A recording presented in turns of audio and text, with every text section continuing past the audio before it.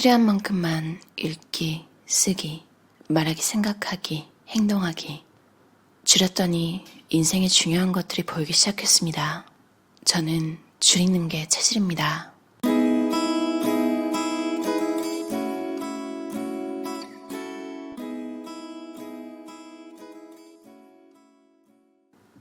무엇인가를 줄여서 책을 썼습니다. 그렇게 작가가 됐습니다. 줄일 것, 그리고 버릴 것. 인생을 잘 산다는 것은 삶을 시간 단위로 쪼개쓰며 바쁘게 사는 것이 아니라 덜 중요한 것을 과감하게 덜어내면서 생활을 단순화하는 것입니다. 서두르면 행복이 우리를 스쳐 지나갑니다. 저는 그 사실을 잘 몰랐습니다. 이제는 다행히 핵심만 남기고 줄이는 게 체질이 됐습니다. 필요한 만큼만 읽고, 필요한 만큼만 쓰고, 필요한 만큼만 말하고, 필요한 만큼만 보고, 필요한 만큼만 생각하고, 필요한 만큼만 행동하겠다. 일을 쉽게 할 줄 아는 사람들을 만나보면 남들과 다른 역량을 갖고 있습니다. 가장 중요한 것에 집중할 에너지를 만들기 위해 복잡하고 불필요한 것들을 걷어내는 힘, 제대로 된 하나를 만들어내기 위해서 덜 중요한 수많은 것들을 포기할 줄 아는 용기가 그들에겐 있었던 겁니다. 핵심만 남기고 나머지는 버리는 것이죠. 그렇게 그들은 일의 주인이 되었고 스스로 인생의 주인이 되었습니다. 자유인이 된 것이죠. 하지 말아야 할 것은 그만둘 줄 알면서. 그렇습니다. 줄이면 인생의 중요한 것들이 보이기 시작합니다. 말을 줄이고 쓰는 것을 조심하고 보고 읽는 것을 덜어내면서 자신의 생각을 편안하게 정리해보고 행동이 어떻게 흘러가는지를 살펴볼 줄만 알아도 우리는 성큼 자유의 길목에 들어선 셈이 됩니다. 누가 나를 만들어가도록 내버려두는 것이 아니라 스스로 자기 자신을 만드는 삶의 주인으로 살 수 있습니다.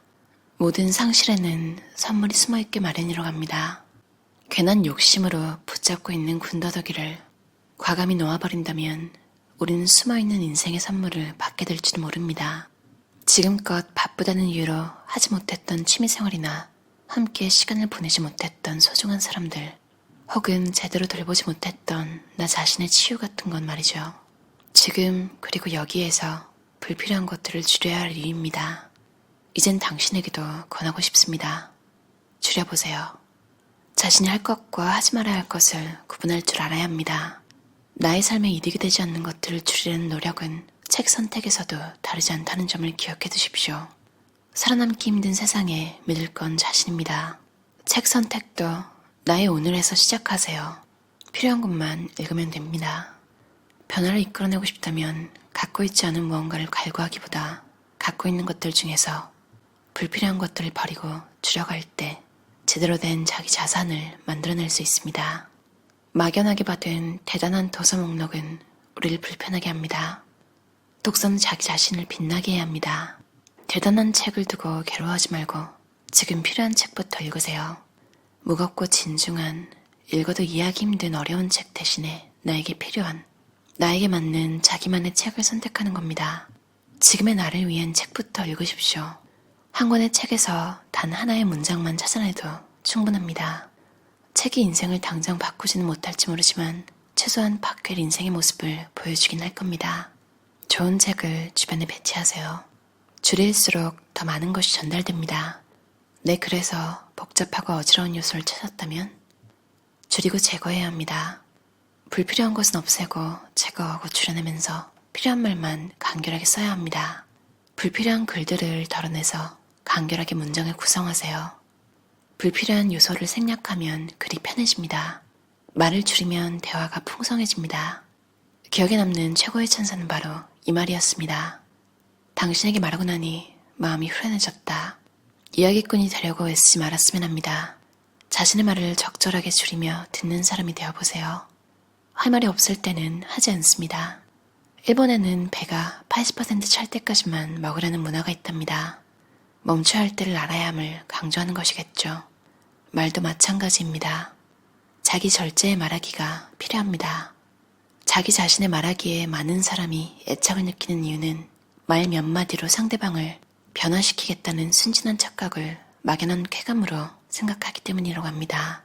내가 하는 말을 듣고 상대가 바뀔 거라는 믿음, 그 무모함을 이제 그만두어야 합니다.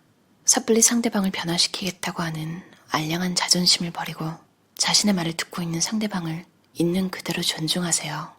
다른 사람에게 영향력을 주려는 욕구, 그것을 통해 자기 자존감을 찾으려는 욕망을 다스리십시오. 일단 말을 줄이는 것으로 시작하세요. 나의 말이 방만해짐으로 인해 피해를 입을지도 모르는 사람에 대한 양보, 세상의 모든 것들에 무감각해지지 않는 타인의 삶에 대한 배려, 이러한 미덕들을 온전히 품을 수 있는 말하기의 태도니까요. 기억하세요. 할 말이 없는데도, 잘 알지 못하는데도 억지로 말을 쏟아내다가 실수로 자신의 가치를 떨어뜨리는 그런 일이 없어야 한다는 것을 말입니다.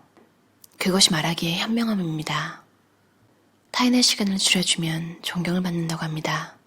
자기 자신의 말을 줄이면 명언이 듭니다. 링컨의 인기 비결은 줄이는 데 있었습니다. 말을 줄이면 사랑을 받습니다. 세계에서 가장 비싼 캐릭터인 헬로키티. 이 친구 역시 입이 없습니다. 말을 줄이면 예뻐 보입니다. 말을 줄이면 사랑을 받습니다. 제가 그동안 사랑받지 못했던 이유를 이제 알 것 같습니다. 따뜻한 소통을 원한다면 자신의 말은 줄이고 타인의 말을 들으세요. 감탄사로 적절하게 추임새를 넣으면서 말이죠. 그것만으로도 충분합니다. 노벨 물리학상 수상자인 리처드 파인만의 이야기가 생각납니다. 그는 자신과 생각이 다른 사람의 말을 들으려고 애썼답니다.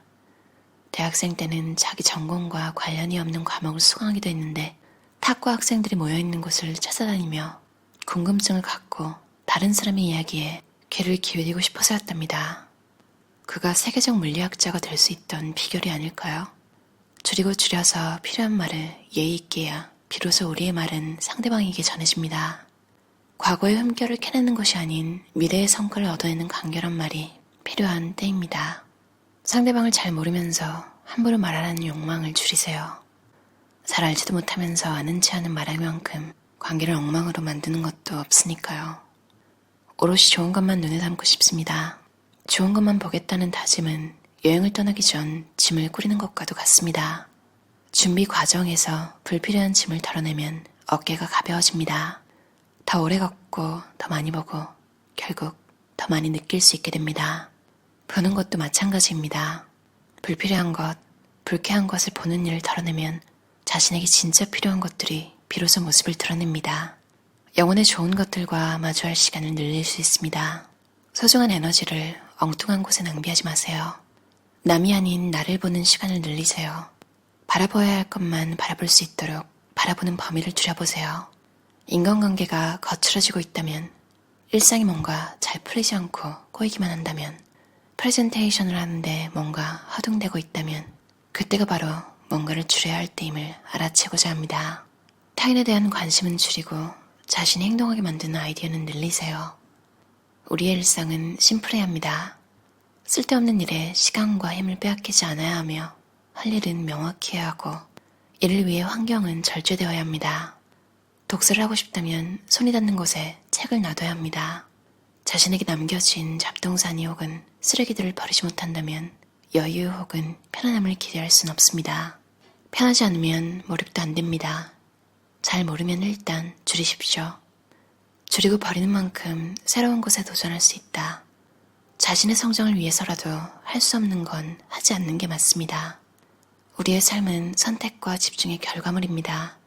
다른 사람들의 기준에 맞추느라 애쓰고 불필요한 욕심으로 스스로를 힘들게 하는 대신 나에게 꼭 필요한 만큼만 선택하고 집중함으로써 진정한 행복을 누리시길 바랍니다.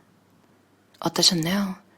김범준 저자의 핵심만 남기고 줄이는 게 체질 이라는 책이었어요. 위서마우스 출판사에서 나왔고요.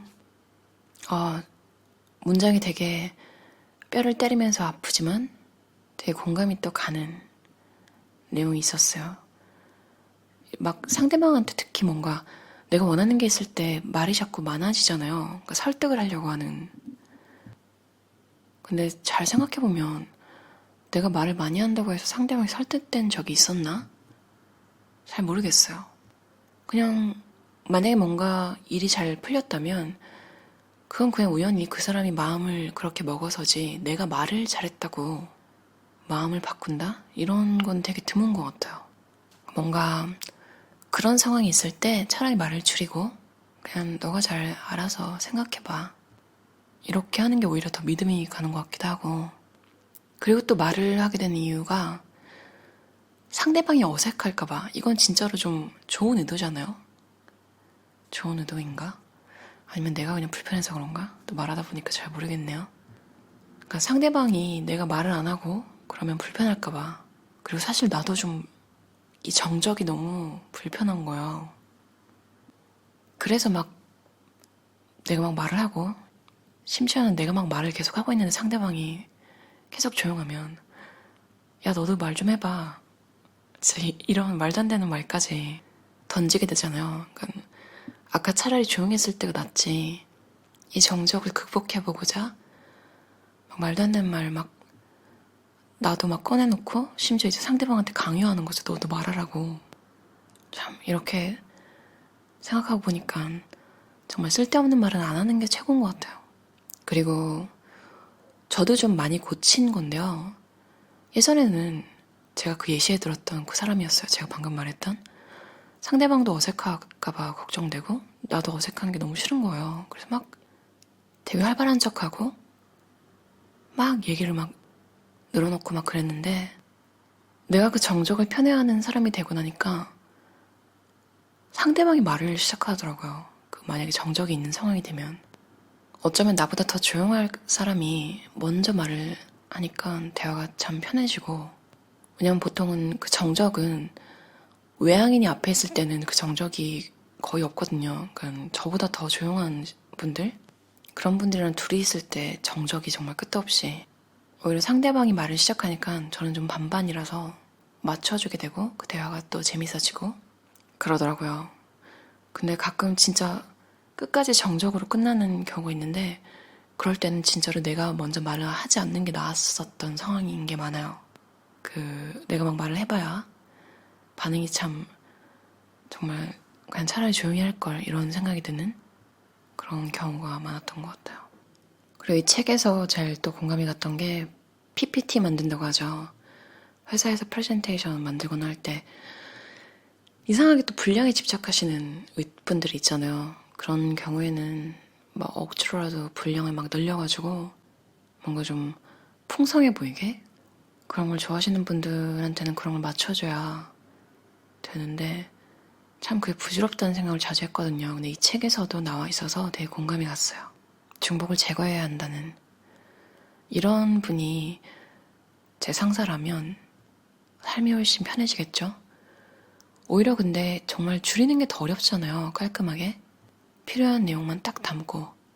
어쩌면 그래서 그런지도 모르겠어요. 그러니까 막 중구난방으로 넣는 게 더 쉬우니까 보통은 그렇게 사람들 만들고 또 그런 게 익숙해지니까 그게 당연한 건 줄 알고 또 다음 사람도 그걸 따라서 만들고 그렇게 된 건 아닌가 이런 생각도 들고요. 잘 줄여진, 잘 정리된 무언가를 보면 이 사람들이 게을러서 이렇게 미니멀하게 만든 게 아니라 진짜 그만큼 더 고심하고 시간을 훨씬 많이 들여가지고 우리의 시간을 아껴주려고 정말 핵심만 딱 남기기 위해서 마치 여러 번 차에 거르듯이 뭔가 잘 만들어졌는데 미니멀하기까지 한 걸 보면 저는 오히려 그런 생각이 들더라고요. 좀 사람마다 달라서 이걸 좀 일을 덜 했다 이렇게 보시는 분들도 있어서 참 여러 사람의 기준을 맞춰야 하는 일은 여러모로 힘들다. 내가 힘 있는 사람이 돼서 미니멀한 문서 작성을 더 관장하도록 하는 건 어떨까? 뭐 이런 생각도 해보고요. 참 이 책에서 잘 모르면 일단 줄이십시오. 우리의 일상은 심플해야 합니다. 여러분 모두 심플한 일상을 바탕으로 진짜 원하는 일 다 이루시는 삶 살면 좋겠어요. 들어주셔서 감사합니다.